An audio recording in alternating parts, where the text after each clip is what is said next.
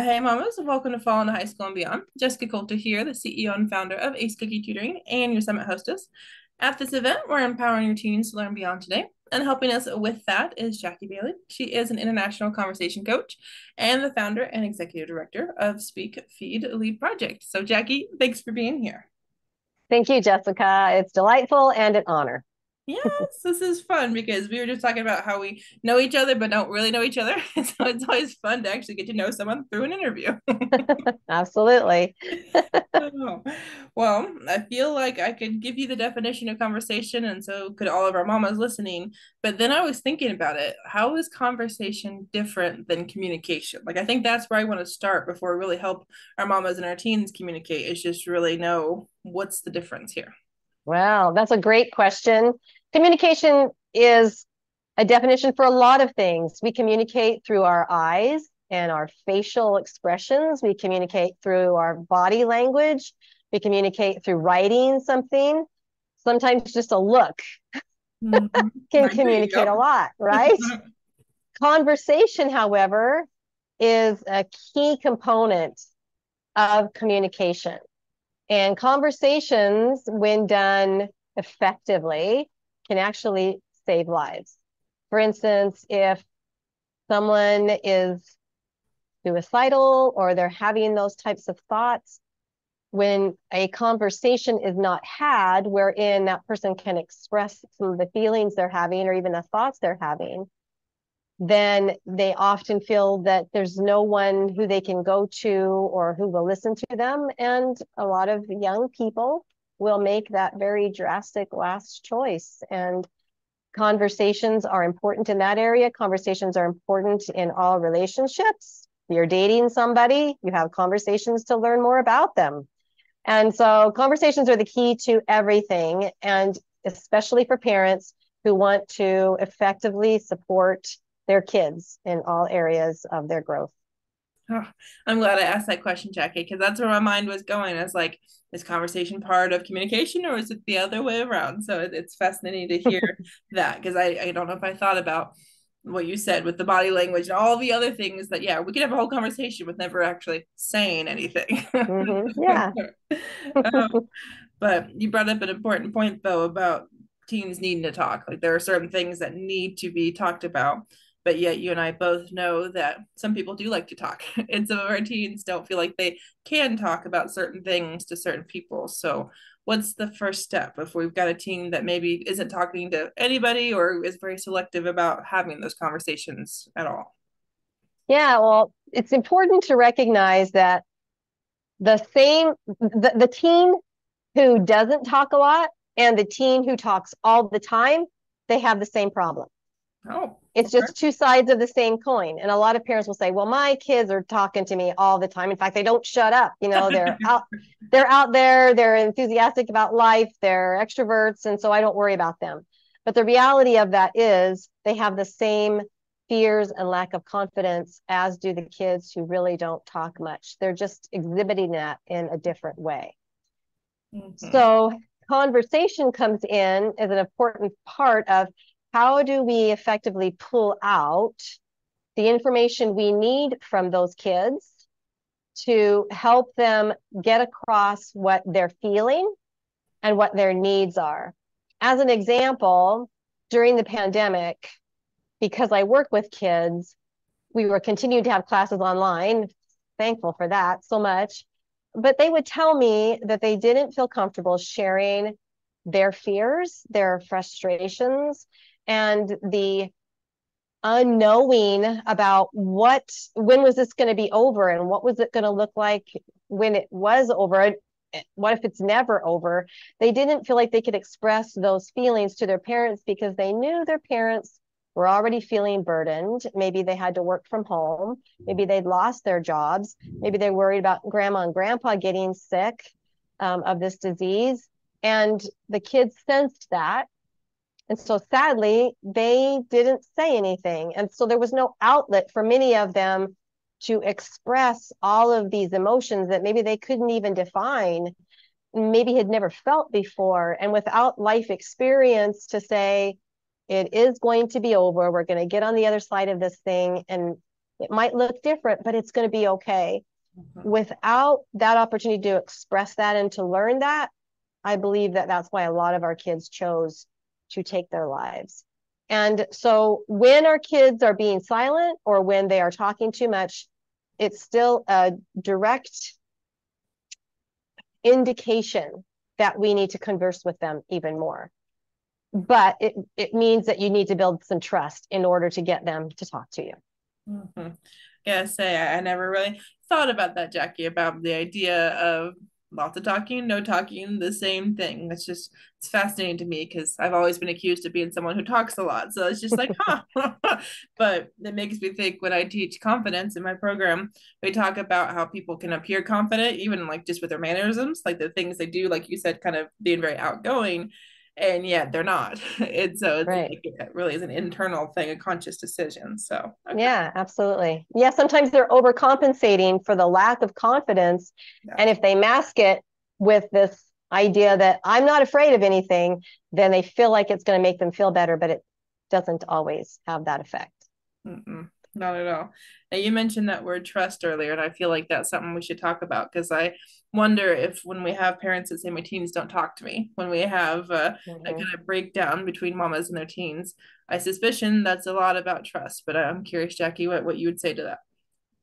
Well, if you take a look at the average day of a young person, whether they're in middle school, high school, or even if they're living at home while going to college, if you step back one day and take notice of all of the statements that are coming to them, time to get up, come have breakfast.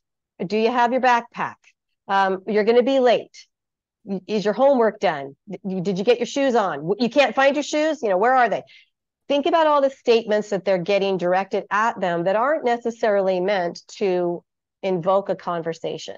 Mhm. Okay, so they get to school and then it's like, bring out your homework, uh, stand up, sit down, walk in a straight line. They continue to have these statements thrown at them throughout their day, and that's not really feeding their self-esteem. It's not feeding their self-confidence. It's really not doing anything for them because it's not giving them an invitation to express. They're just hearing, they're taking it in, whether it's negative or positive, it's all the same. So we as parents need to be a little more mindful of what information am I depositing into my child every day? Am I making statements too much? Am I not engaging with them in actual conversation? Mhm. So that's something that we can do, like let's just use the example of when a young person comes home from school and they walk through the front door and they throw their backpack to the side and mom says, "Hi, honey, how was your day?" Well, that has become such a rote question that it has no meaning. Mhm. And especially if mom, when asking that question, is on her device Mhm. and she's texting someone or she's surfing and she's saying, "How was your day?" while doing it, a young person is going to look at that behavior and they're going to say, "There's a wall between me and my mom. She's really not expecting me to answer that question." So they will tend to say, "Fine, good." Or sometimes they'll even just grunt. A lot of parents like, "My kid just grunts at me," right? Well, parents, I know you're doing a great job, but you're teaching your kids how to communicate. And if you're feeling like your child is not willing to talk to you, it's because you have taught them Mhm. that that is appropriate. It's expected in some ways. So we need to just change the questions we're asking after we've put the device down. When our child walks in the door and throws their backpack to the side, ask them a different question than "How was your day?" which doesn't really open them up for conversation. You could ask instead, "Hey, come sit down with me and tell me about the best part of your day." Or "Tell me how you did on the math test. I know you were nervous about it, but I bet you did great. Tell me about it." Or you could say, or you could ask, "Who did you have lunch with today?" Or what did you eat for lunch? Was it good? What would you rather have? There's lots of things that we can do to ask our kids that aren't necessarily important or vital, but that's how we build trust. First of all, we have to put down the device and we have to fully be engaged and focused and present when we listen to what our child is saying. And then not react judgmentally. What? You got a C on your test? Oh my gosh, you studied so hard. How did you only get a C? When we react on an emotional level like that, again, it's going to communicate to our children that I'm not safe to be me. I'm not safe to tell the truth. I have to, exaggerate what's happening in my life, or maybe even be dishonest about it so that I don't get the mama drama that sometimes kids do. So those are some ways that we can build trust in our kids, is be present with them and be non-judgmental. When they do answer that question, I really like to follow up with, well, how did that make you feel? How does it make you feel that you got a C? What would you do differently next time when you have another test in a week? What are you going to do differently so that you can get a better grade, or shoot for a better grade? And let them be their own problem solvers. Let them think about, how does that make me feel? But don't tell them, oh my gosh, you should feel really bad about that because you should have studied harder. Da, da, da, da, da. That's not going to build trust. And if you can build trust on the smaller things, then when those big things come up, like a COVID pandemic, where your child doesn't feel like they can open up to you, they'll feel more like doing that because of the smaller conversations that you've had. That mama drama is going to stick with me, Jackie, when you said that. Because I feel like that's so true, though. I've worked with so many teens that tell me, yeah, she wouldn't like to know this, or Yes. well, I know she's, when I ask about motivation, sometimes I ask them, what is it that you're doing for you? And I get the, well, it's expected, or mom will be really angry. And it's like, okay, but we're caring about you right now. Like, what is it that you want for, like, what, it's, you can see that they struggle sometimes, some of the students I work with. And Absolutely. it's like, I love that mama has Yeah. expectations, but we're talking about conversation here. It's a different kind of conversation, it seems like. Right. Absolutely. Yep. Now, I know we talked about trust and kind of leading small things to big things, but Jackie, I feel like certain families have kind of rules about what you talk about and what you don't talk about. And as we're kind of going back to Mm. school, like I know you talked about, grades, and like I think that sometimes, yeah, teens don't want to share if it didn't go well.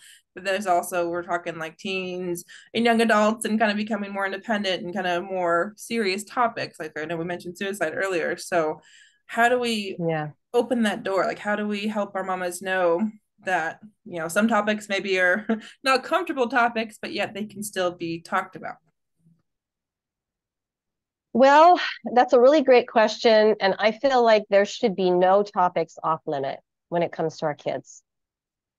Because if we feel uncomfortable or icky about certain subject matters, we're going to put off a vibe to our kids who won't understand how to interpret it, other than, it's not safe for me to talk about that.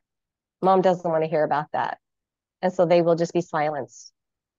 And that's not something we want to do. We never want to silence our kids if we can help it. And I know that I'm a mom and I'm a grandmom, and I know that there have been times when I've silenced my kids, not on purpose, but I have by the things I've said, like, because I said so, or just do what I'm asking you to do right now. Okay, I don't have time to explain the whole thing.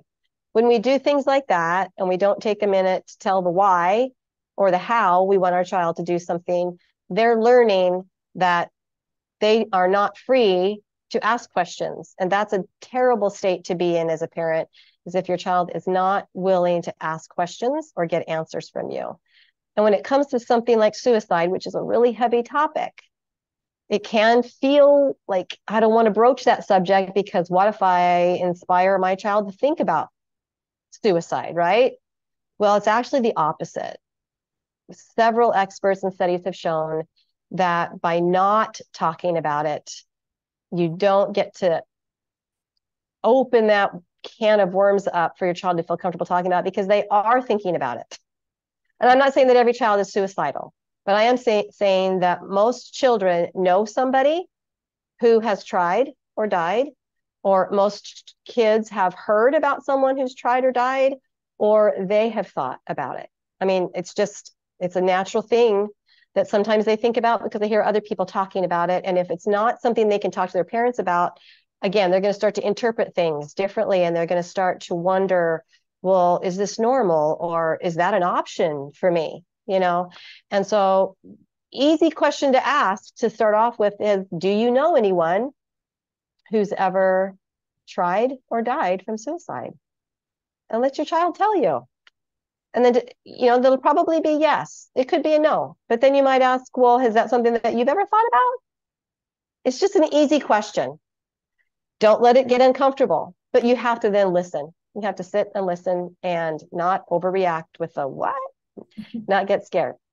Ah, Yeah, that's such an important message right there, Jackie. That idea of, okay, if mama's uncomfortable talking about it, she's not going to want to bring it up to her kids, especially, let alone anybody. Mm-hmm. yes, Oh, yep, I think about me growing up. There were certain topics that, yeah, everyone in our house, like we just talked about, my mom, sister, and I, like there was no, that's weird. And my friends would come over because they knew my mama would share about that, but their own moms wouldn't answer. And so I feel like maybe that's my last question for you is really how do we help our mamas be comfortable having conversations they don't want to have? No matter if it's something little about like your teen's outfit on the first day of school, let alone something bigger, like we just said, with mental health, right. but then I'm thinking like dating and all that stuff too, especially with teens.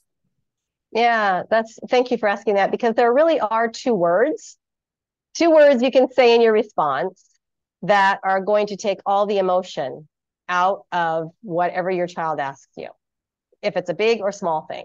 And if it maybe triggers you in some way, you just say, well, that's interesting.